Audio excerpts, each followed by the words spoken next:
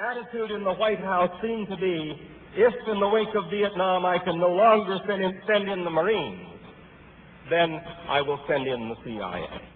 32 years ago, at the end of the Vietnam War, Congress turned over the rock and found all kinds of things squirming under it.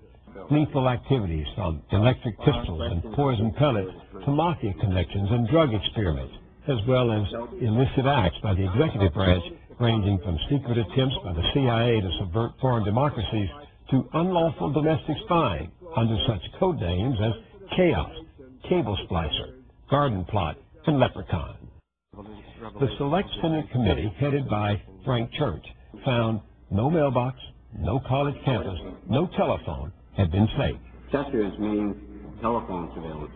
The Church Committee led Congress to reject presidential claims of inherent authority and restore some checks and balances, including putting an end to electronic surveillance without warrants. This kind of unrestrained, illegal, secret intimidation and harassment of the essential ability of Americans to participate freely in American political life shall never happen again.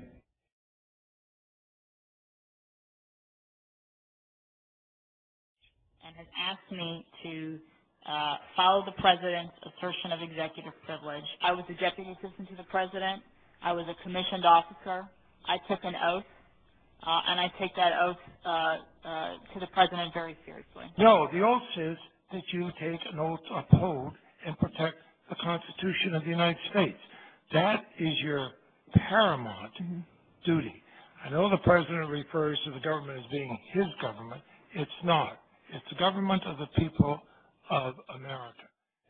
He doesn't need to say it. But if he thinks those provisions derogate, inappropriately take away his constitutional authority, and the act's unconstitutional, then he ought to veto it. But I think, Senator, that or at least he ought not to bargain it away.